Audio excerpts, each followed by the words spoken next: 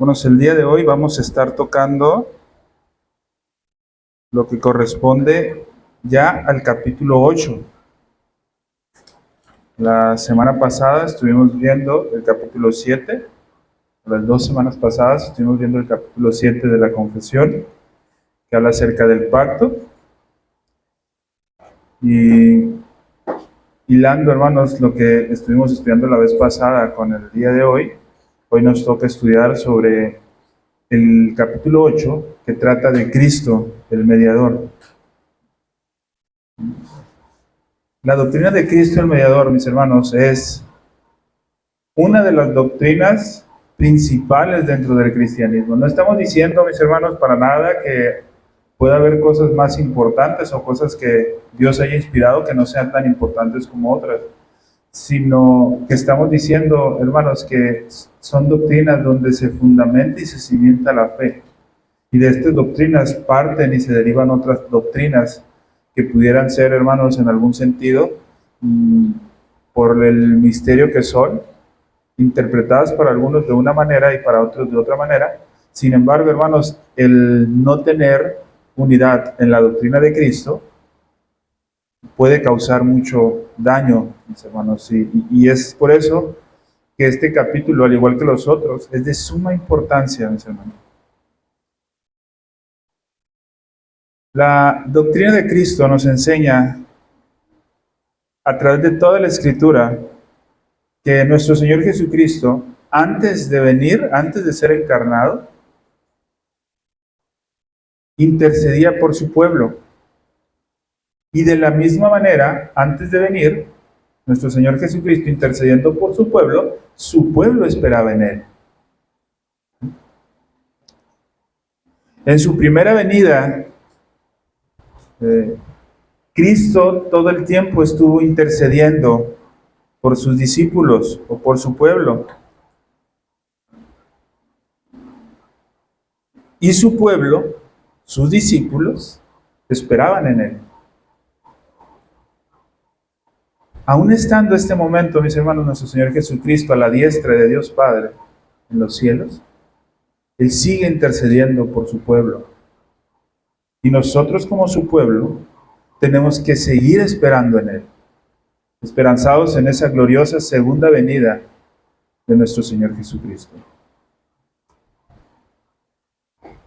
El capítulo 8 específicamente de nuestra confesión, hermanos, recordemos que anteriormente hemos dicho, hermanos, todo el desarrollo doctrinal de la confesión de fe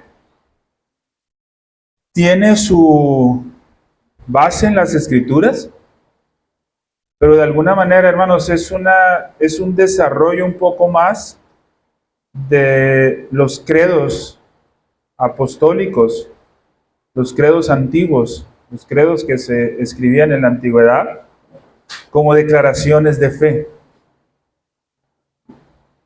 Y el capítulo 8 es específicamente la explicación de lo que dentro de la historia se le conoce como el credo de Calcedonia, o algunos lo conocen como la confesión de Calcedonia.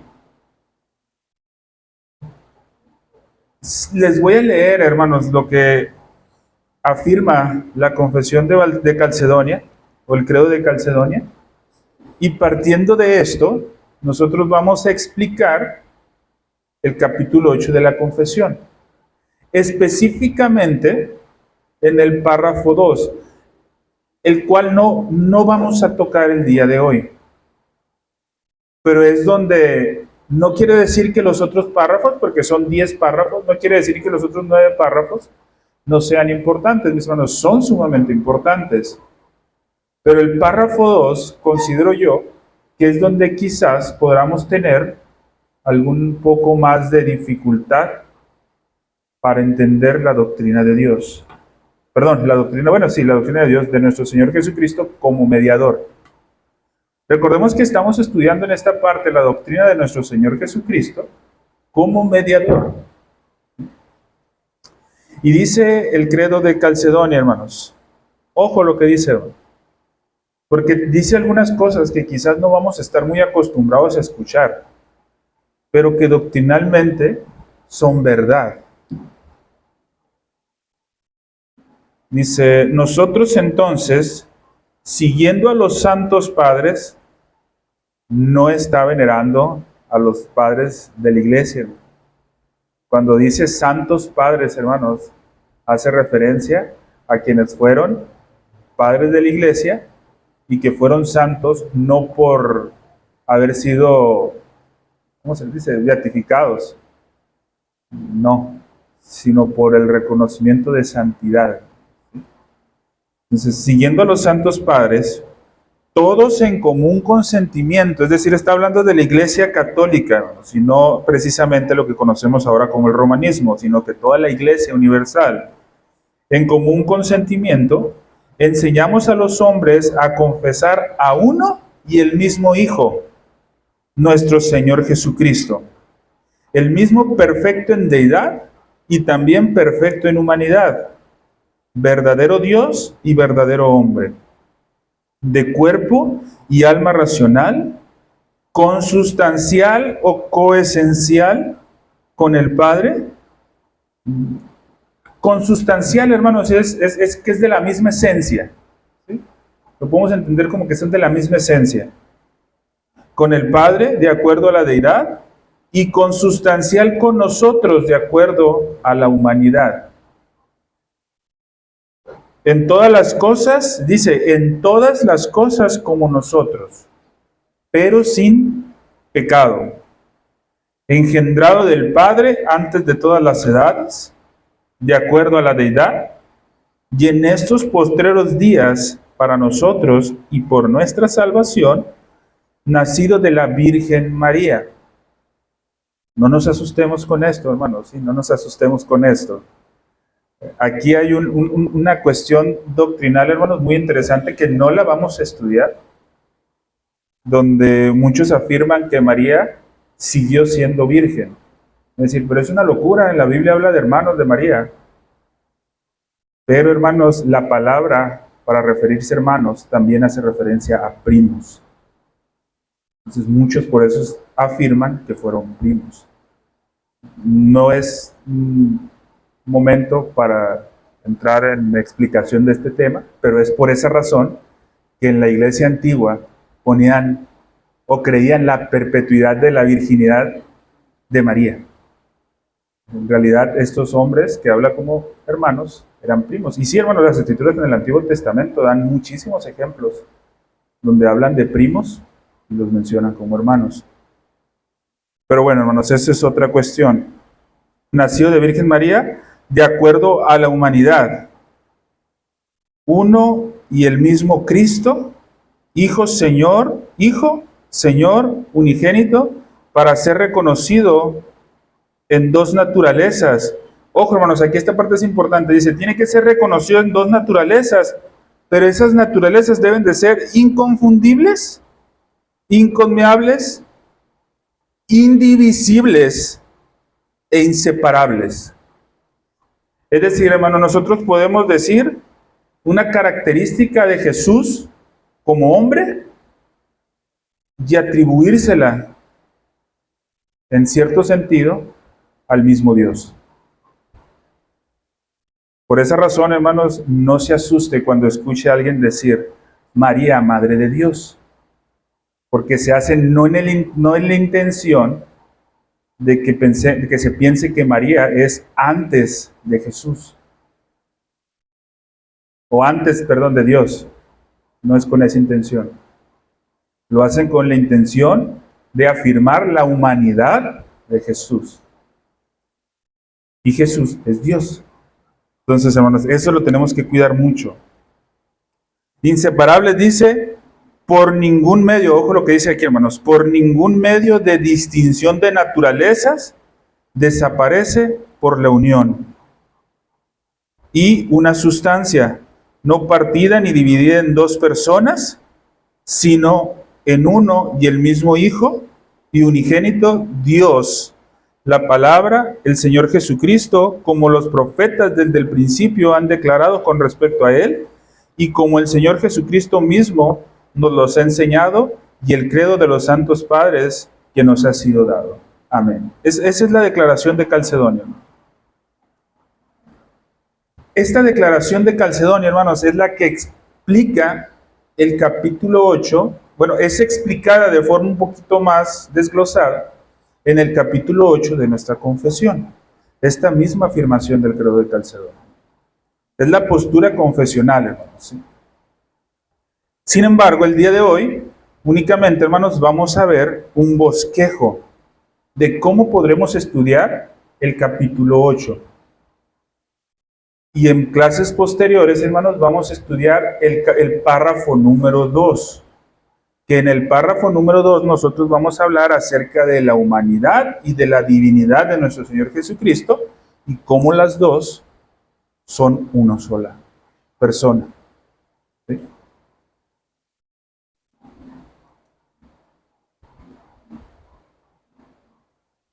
Este capítulo, hermanos, como bien les decía, habla acerca o profundiza acerca de Cristo como el oficio de mediador.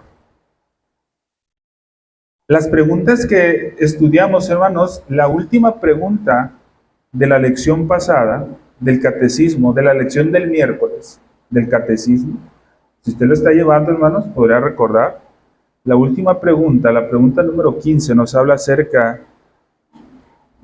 cuando empieza a hablar acerca de la libertad, un poco antes de empezar a hablar de la libertad del hombre, nos hace referencia a qué clase de mediador ocupamos.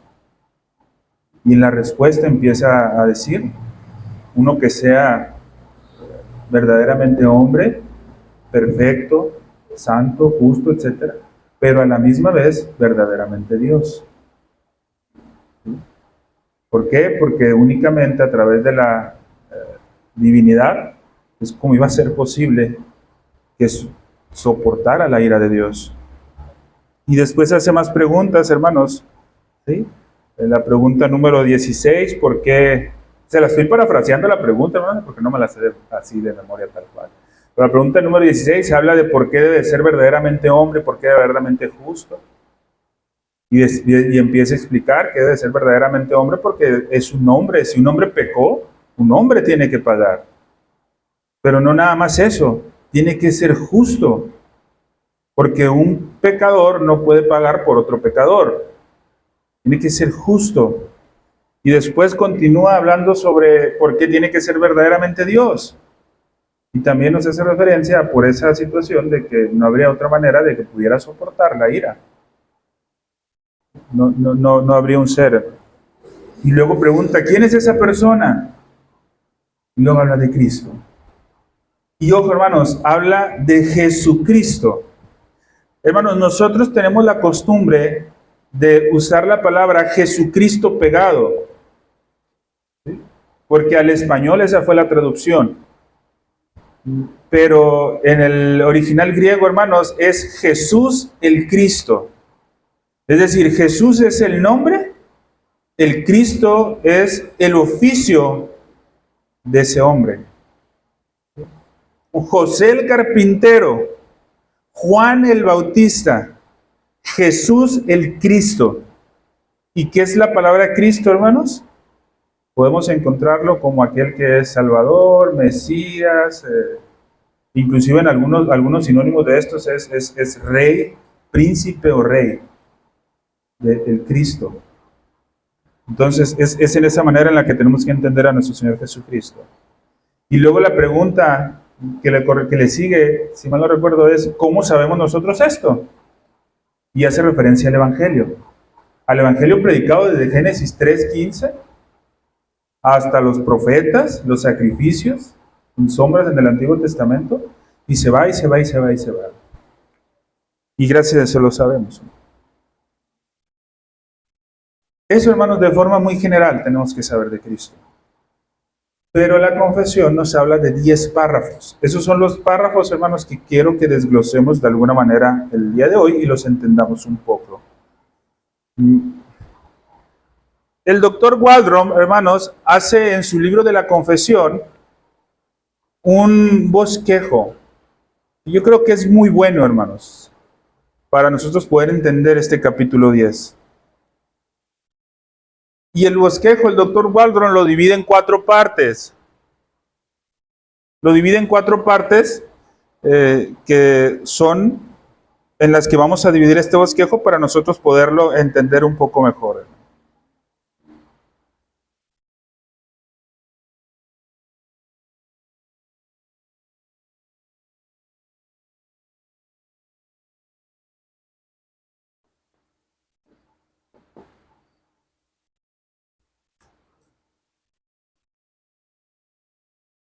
Primero empieza con su ordenación al oficio de mediador. ¿Dónde se ve esto, mis hermanos? En el párrafo 1. En el párrafo 1 nosotros encontramos lo que es el oficio de mediador. Ustedes tienen su confesión en la mano, hermanos. Ustedes van a ir poder guiando esta confesión, hermanos. Este párrafo. Hago una aclaración, hermanos. Aquellos que tienen la confesión que yo les proporcioné, las referencias bibliográficas o las referencias, las citas, si mal no recuerdo, son únicamente 3. Si mal no recuerdo. Sí, del párrafo 1. Sí, ¿verdad? Esa edición, hermanos, el doctor Waldron la revisa y en el... ¿No trae su librito, hermana, de la confesión? ¿Sí? En este librito que trae mi hermana, aparecen 5, si mal no recuerdo. ¿Sí? Lo que hizo el doctor Waldron, hermanos, es únicamente a esto, que es la edición, hermanos, que está en el librito de Chapel Library, le agregó algunos textos. En la otra no los trae, porque es la edición original. Esta es una revisión. ¿Sí? Pero no quiere decir que los otros estaban equivocados y que esta está mejor. Es simplemente una revisión, hermanos. ¿Sí? Amplió algunos textos, hermanos, para que pudiera facilitarse más. Pero tenemos, hermanos, en el párrafo 1, que de lo que habla, hermanos, y usted lo va a ir viendo. Nos explica primero al autor. ¿Al autor de qué, hermanos? De esta ordenación.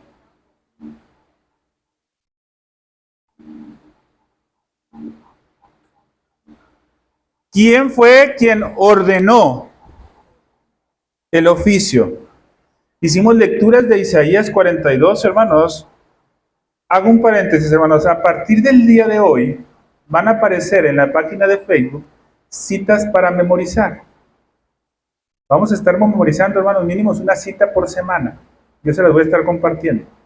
Isaías 42:1. Hermanos, van a ser citas pequeñas de un párrafo. 2 si acaso. Isaías 42:1 va a ser la primera.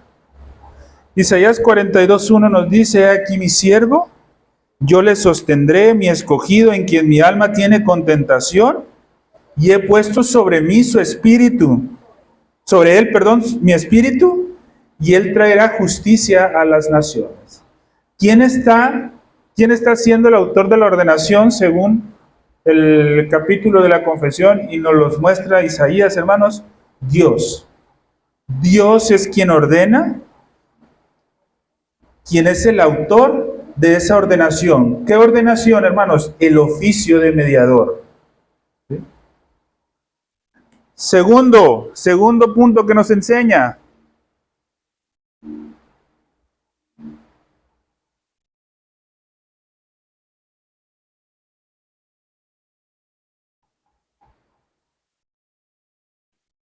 El tiempo de la ordenación, hermanos. ¿Cuándo se llevó a cabo esta ordenación? Nos los enseña el párrafo 1, hermanos. Y la Escritura respalda esto en 1 de Pedro, capítulo 1, versículo 20. Nos dice: ya destinado desde antes de la fundación del mundo, dice la Sagrada Escritura, pero manifestado en los postreros tiempos por amor a nosotros. Entonces, aquel que ordenó, ¿sí?, aquel que fue autor de la ordenación del oficio de Cristo como mediador, ¿cuándo lo hizo? Antes de la fundación del mundo. En una eternidad donde no hay tiempo como nosotros lo conocemos. Punto número 3. ¿Qué nos enseña el párrafo 1?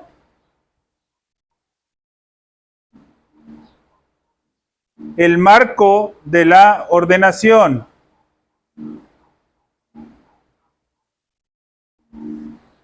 ¿Qué más nos enseña? El marco de la ordenación. Dice Hebreos 7, versículos 21 y 22. Porque los otros ciertamente sin juramento fueron hechos sacerdotes. O sea, hablando del sacerdocio en el Antiguo Testamento. Pero este, con el juramento del que le dijo, juró el Señor y no se arrepentirá, tú eres para siempre según el orden de Melquisedec. Por lo tanto, Jesús es hecho fiador de un mejor pacto. Entonces, el marco en el que se desarrolla, hermanos, este oficio de mediador, es en el marco del nuevo pacto, según el oficio de sacerdote, del sacerdocio de Jesús, según el orden de Melquisedec. De esto ya hemos hablado un poco. Entonces, en el marco en el que se desarrolla, hermanos, ¿sí? En el sacerdocio, según el orden de Melquisedec, según Melquisedec, en el nuevo pacto. ¿Sí? Y después de esto tenemos el carácter.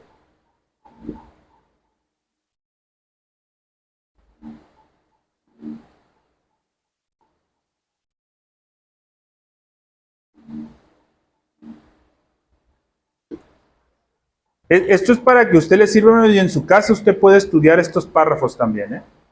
El carácter de la ordenación. ¿Cuál es el carácter de la ordenación, hermanos? Estaba nuestro Señor Jesucristo destinado a ser mediador entre Dios y el hombre. Para poder ser mediador entre Dios y el hombre, nuestro Señor Jesucristo tenía que ser profeta, sacerdote, rey, cabeza, salvador de la iglesia, es decir, heredero de todas las cosas y juez del mundo. En eso encontramos el carácter de esa ordenación descrito, ¿sí?, en el párrafo 1 del capítulo 8. Y por último tenemos, hermanos, en el párrafo 1,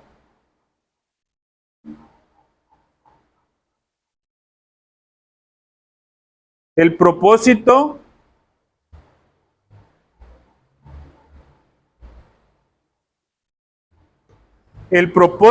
de esa ordenación, que como bien lo sabemos, hermanos, todos lo hemos estudiado esto también.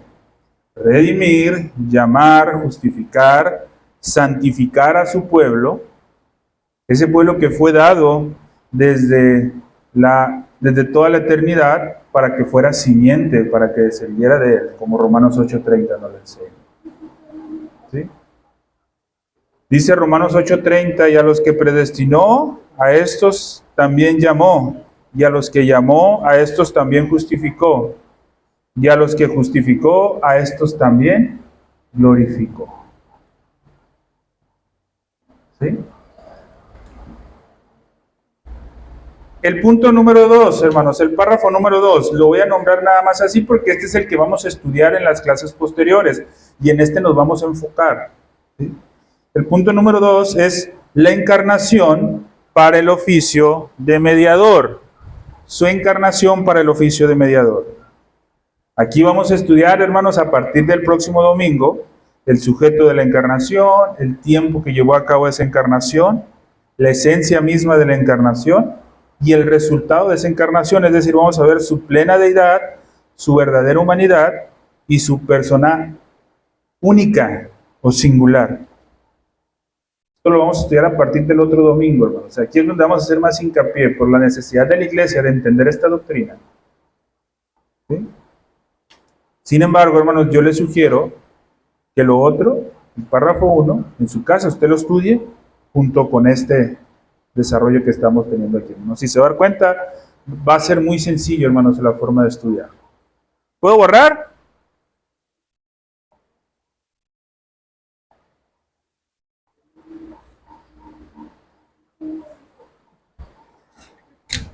Nos vamos al punto número 3, hermanos, que abarca lo que es el párrafo número 3. Párrafo número 2 abarca su encarnación para el oficio de mediador. Sección, número 2 es lo que nos enseña su encarnación para el oficio número 10, para el oficio de mediador, perdón. Los requisitos para el oficio.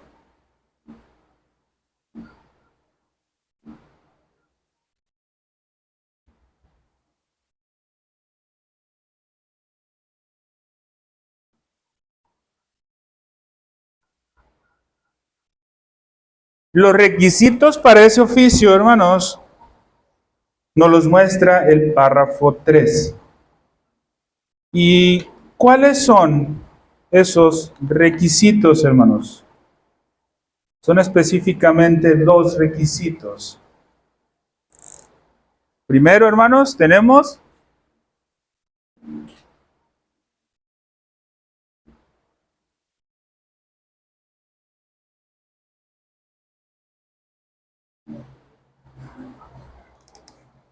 la unción del Espíritu Santo. Aquel que iba a fungir como mediador era necesario que tuviera la unción del Espíritu Santo.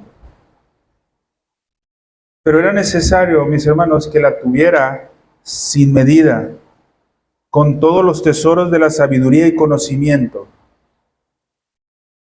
Y esto agradó al Padre, que habitara en nuestro Señor Jesucristo la plenitud de la divinidad. ¿Por qué, hermanos? Porque el mediador necesitaba ser santo, inocente, sin mancha, lleno de gracia y de verdad. Y esa era la única forma en la que iba a poder desempeñar el oficio de mediador. El Salmo 45, versículos 6 y 7 dice: Tu trono, oh Dios, es eterno y para siempre. Cetro de justicia es el cetro de tu reino. Has amado la justicia y aborrecido la maldad, por tanto, ¿qué dice? Te ungió Dios, el Dios tuyo, con óleo de alegría más que a tus compañeros. Ese fue parte de los requisitos que tenía que tener este mediador. Y otro requisito es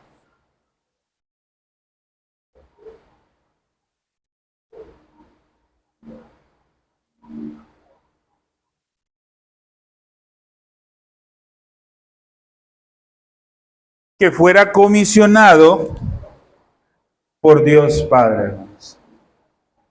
La comisión de Dios Padre.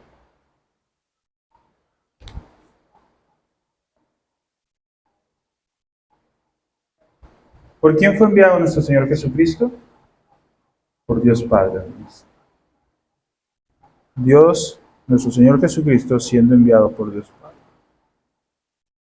Dice Hebreos 5:5, así tampoco Cristo se glorificó a sí mismo haciéndose sumo sacerdote, sino el que le dijo: tú eres mi hijo, yo te he engendrado hoy. A él fue el que glorificó.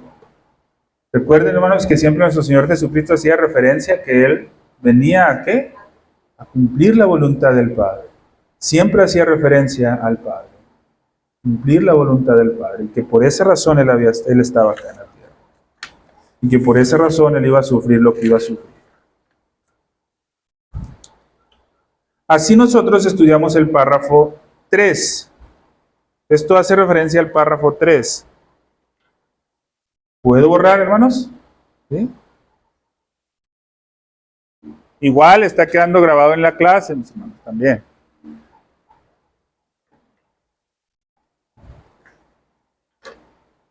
Y ahora entramos, hermanos, con lo que explican los párrafos del 4 al 10.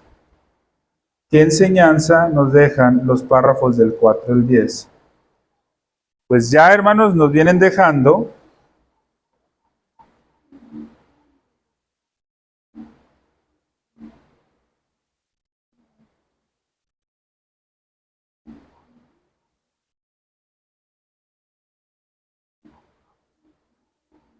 la ejecución del oficio, es decir, nuestro Señor Jesucristo ya viene y ejecuta el oficio. En el párrafo número 4, hermanos, en el párrafo número 4,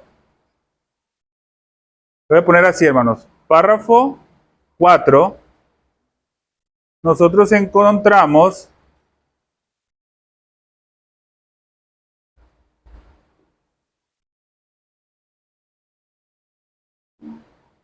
histórica, ¿verdad?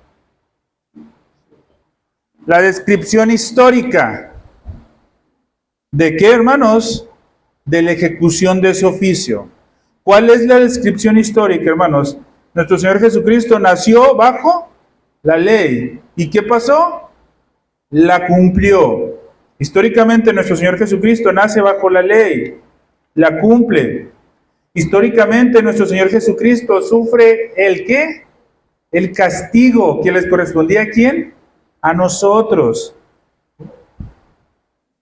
Aquí hay un punto, hermanos, que de misma forma la confesión lo afirma, hermanos, es la enseñanza confesional, la enseñanza antigua también, hermanos, de la iglesia primitiva, pero que hoy, hermanos, se ha distanciado de esta enseñanza, pero igual no vamos a profundizar, quizás en algún tiempo, hermanos, mucho más adelante, hablemos un poco acerca de esto, pero dentro de su descripción histórica, habla sobre la permanencia de nuestro Señor Jesucristo en el estado de los muertos, ¿sí? Pero sin ver corrupción. Es una doctrina, hermanos, que muchos dicen, no, es que no lo dice de forma literal.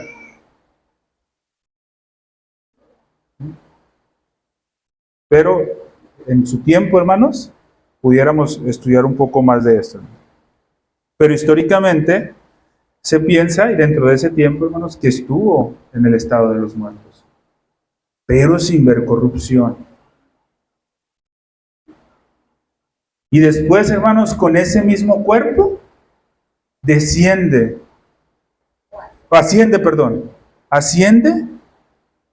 ¿sí? Resucita el tercer día con el mismo cuerpo que sufrió. Con el mismo cuerpo que él sufrió. Y con ese cuerpo que sufrió, ahora sí, asciende al cielo y está sentado a la diestra del Padre. Con el mismo cuerpo que sufrió. Y nos dice, hermanos, que históricamente nos dice que ¿qué va a pasar? Va a regresar. En tiempo va a regresar. ¿A qué? A juzgar a los hombres y a los ángeles en el fin del mundo. El párrafo 4 nos habla de su descripción histórica. El párrafo 5 ya nos habla de su operación central.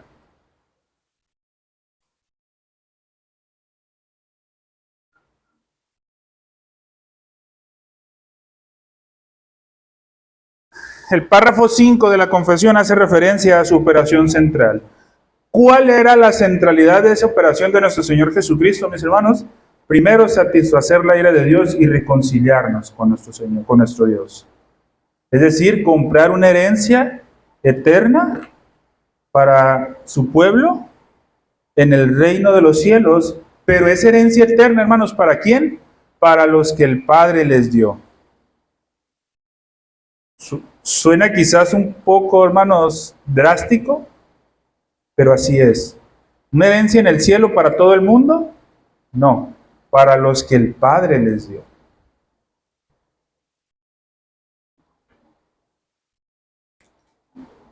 Párrafo número 6.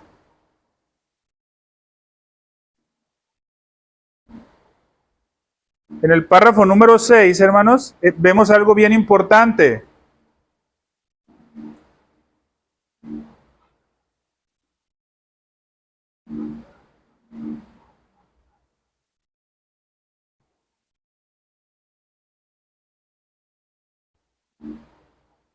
Sus comunicaciones, en la antigüedad, ¿sí? no con. Aquí es en. En la antigüedad. ¿Por qué habla de sus comunicaciones en la antigüedad, hermanos? El precio de la redención fue pagado. Ojo, hermanos, el precio de la redención fue pagado por Cristo hasta después de su encarnación. Antes no. Sin embargo, en el momento que fue pagado, ese precio fue efectivo a todos los creyentes en todas las épocas. Es decir, hermanos, ¿de qué forma fueron salvos en el Antiguo Testamento? Por el sacrificio de Cristo. ¿Por qué decimos que es importante esto, hermanos? Porque muchos enseñan que la forma en la que el pueblo de Dios ha sido salvo es bajo diferentes dispensaciones a través del tiempo. Eso es falso, hermano. La iglesia en el Antiguo Testamento, o el pueblo de Dios en el Antiguo Testamento, ¿sí?, era salvo, hermanos, por la promesa del Mesías que habría de venir. Ponían su fe y su confianza en ese Mesías que habría de venir, en ese Salvador que iba a venir. Nosotros somos salvos poniendo nuestra confianza en aquel Mesías que vino, que ya pagó. Pero todo se gira alrededor de la obra del Mesías, que es ¿quién? Nuestro Señor Jesús.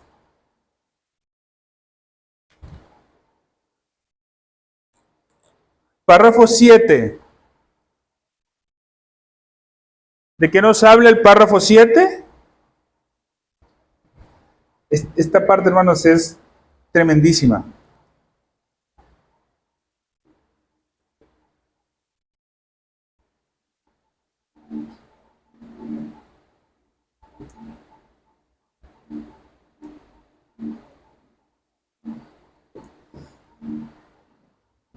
Ya hemos hablado, hermanos, que la doctrina de la Trinidad en sí misma es un misterio. Y que lo que han hecho, hermanos, la iglesia nunca ha sido tratar de razonar para entender ese misterio. Lo que la iglesia ha hecho es cercar ese misterio. En la doctrina de Cristo es lo mismo. Es lo mismo. ¿Por qué, hermanos? Porque en la obra de mediación, hermanos, en el oficio de Cristo como mediador, sus dos naturalezas, tanto la divina como humana, recordemos, hermanos, Cristo, dos naturalezas en una persona. La Trinidad, tres personas en una sola esencia. ¿Sí? Entonces, estamos viendo ahorita a Cristo, hermanos. Su comunión misteriosa, hermanos, es que en la obra de mediación, sus dos naturalezas, tanto la humana como la divina, hacen cada una lo que le corresponde. ¿Sí? Es decir, hermanos, nuestro Señor Jesucristo, como humano, nació.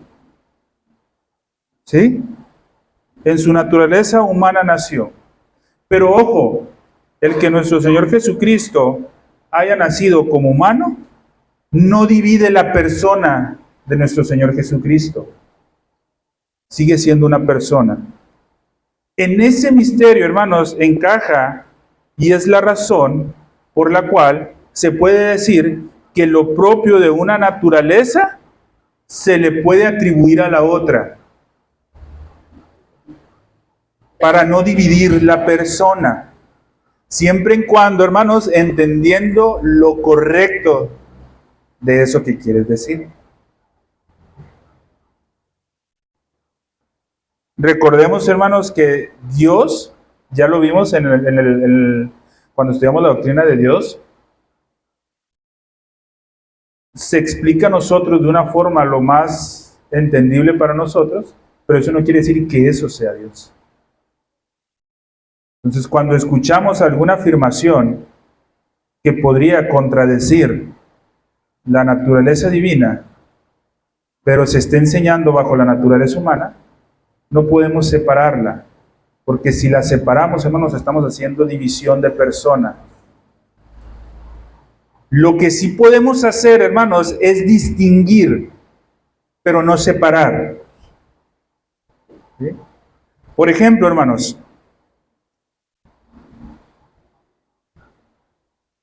María, Madre de Dios. Nosotros distinguimos que fue en el momento de la encarnación para la humanidad, que la humanidad se hiciera presente. No podemos separar. Sin embargo, no podemos decir que María existía antes de Dios. ¿Sí? ¿Por qué? Porque estamos negando su naturaleza divina. Entonces, cuando declaramos algo de nuestro Señor Jesucristo, lo que declaramos sobre Él, tenemos que entenderlo, que no separe la personalidad, pero que no desaparezca una naturaleza por encima de la otra. ¿Es difícil de entender esto, hermanos? Sí. ¿Por qué es tan difícil? Porque es un misterio, igual que la Trinidad. De esa misma manera, hermanos, el credo de Calcedonia, por ejemplo, no trata de explicar, simplemente trata de acercar. Aquellos que trataron de explicar esto se convirtieron en herejes. ¿Por qué? Porque muchos, por defender la naturaleza divina, hicieron menos a Jesús. Y otros, por defender a Jesús, hicieron menos a la naturaleza divina. Pero por tratar de buscar un razonamiento lógico. Entonces, ¿qué fue lo que hizo la iglesia? No, mira, es así. ¿Y por qué es así? Porque la Escritura así lo presenta. Pero no lo entiendo, es un misterio. No lo vas a entender. Párrafo 8. Párrafo 8.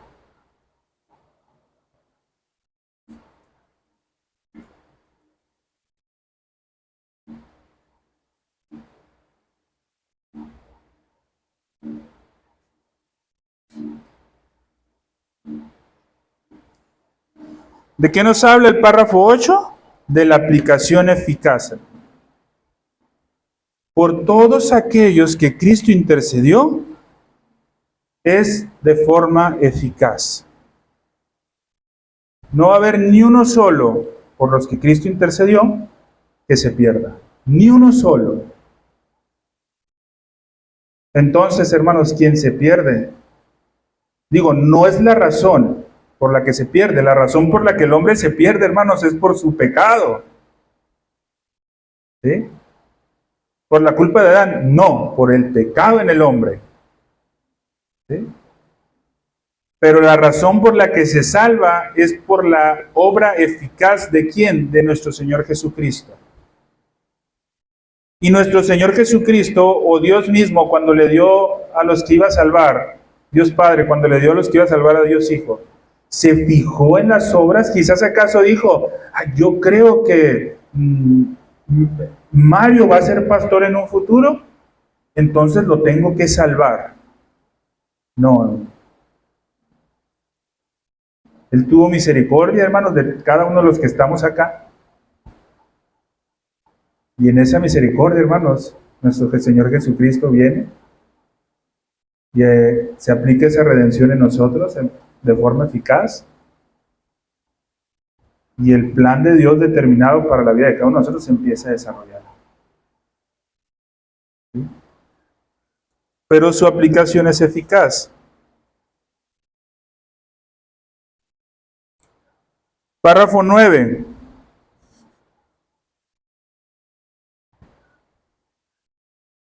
Párrafo 9 tenemos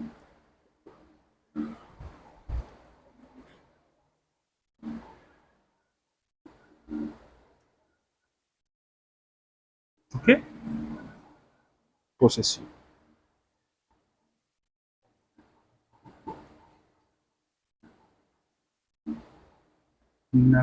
Se escribe, hermanos.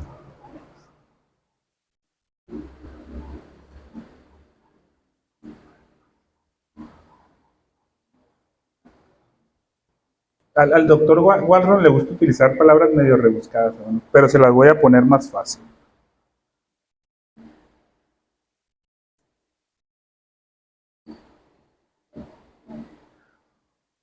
No canjeable. Vamos, ¿qué quiere decir inalineable? ¿Qué quiere decir, hermanos? que nadie más podría ejercer ese oficio. Nadie. Pero no solamente nadie más. Nadie pudiera ayudar en lo mínimo a la realización de ese oficio. Una vez leí un libro, hermanos, de un autor argentino. No recuerdo ahorita, se me ve el nombre del autor argentino pero fue hace algún tiempo. Y este autor argentino, hermanos, estaba hablando que en realidad el cristianismo no debería ver a Cristo como el Salvador. Una herejía bien tremenda, decía este hombre. Decía que deberíamos de ver a Judas como el verdadero Salvador. ¿Por qué decía? Porque si Judas no hubiera entregado a Jesucristo, Jesucristo no hubiera muerto. O sea, fue clave, decían ellos, que Judas lo entregara. Hermanos, pero no. Para la obra de nuestro Señor Jesucristo, hermanos, Él no ocupaba ayudas. Iba a pasar así. ¿Por qué? Porque estaba decretado y estaba establecido que así iba a pasar. Y ese oficio nadie más que nuestro Señor Jesucristo lo puede desarrollar. Y no necesita ayuda para que Él pueda cumplir con ese oficio. Nuestro Señor Jesucristo sigue en estos momentos interviniendo por nosotros, hermano.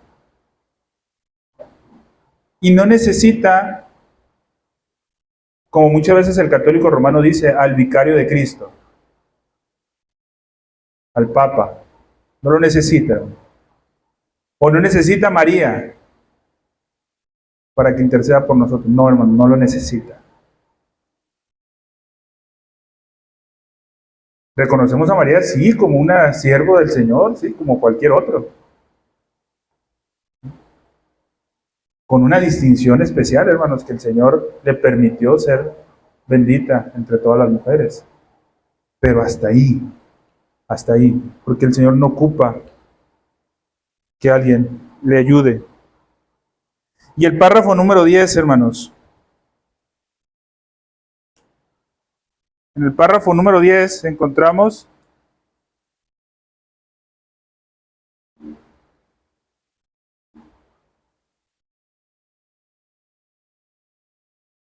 sus funciones necesarias.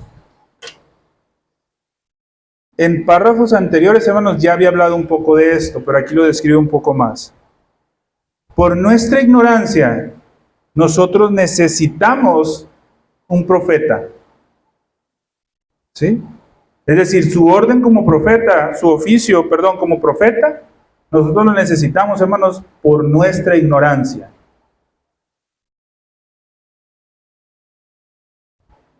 Por la separación que hay entre nosotros y Dios y la imperfección que hay en nosotros, aún en el mejor de los servicios que pudiéramos dar, nosotros ocupamos a un sacerdote. ¿Qué hace el sacerdote? Es el que interviene, el que intercede. Y como nuestras mejores obras, aún nuestras mejores obras son como trapos de inmundicia, necesitamos un sacerdote que interceda por nosotros. Y por último, hermanos, debido a nuestra indisposición y total incapacidad de hacer las cosas, ocupamos oficio como rey. Lo que pide un rey, se hace. Por esa razón nosotros ocupamos a Cristo como nuestro rey. Entonces, mis hermanos, aquí podemos ver en el capítulo 8 de Cristo el Mediador, varias características. Para ir terminando, ¿puedo borrar? Ya borré.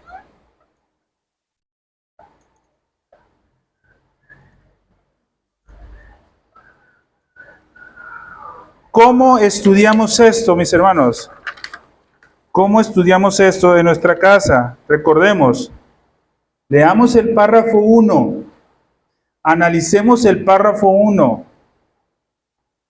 El párrafo 1 nos va a dar el entendido general de lo que se desarrolla en los otros 9 párrafos. El párrafo en el que quizás se pueda tener más dificultad es el párrafo 2. Por eso es el párrafo que vamos a desarrollar.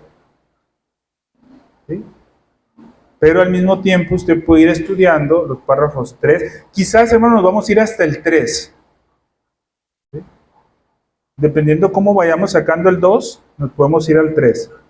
Pero, hermanos, es la forma en la que vamos a estudiar este capítulo. Hasta aquí, hermanos. Preguntas. Preguntas. ¿No las hay? Todavía nos quedan 2 minutitos, según mi reloj.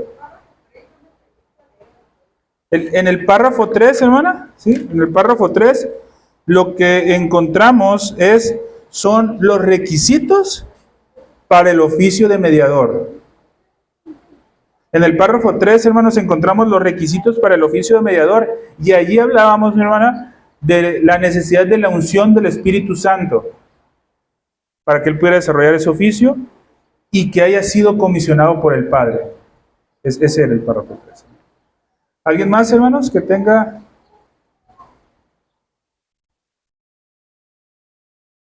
¿De acuerdo?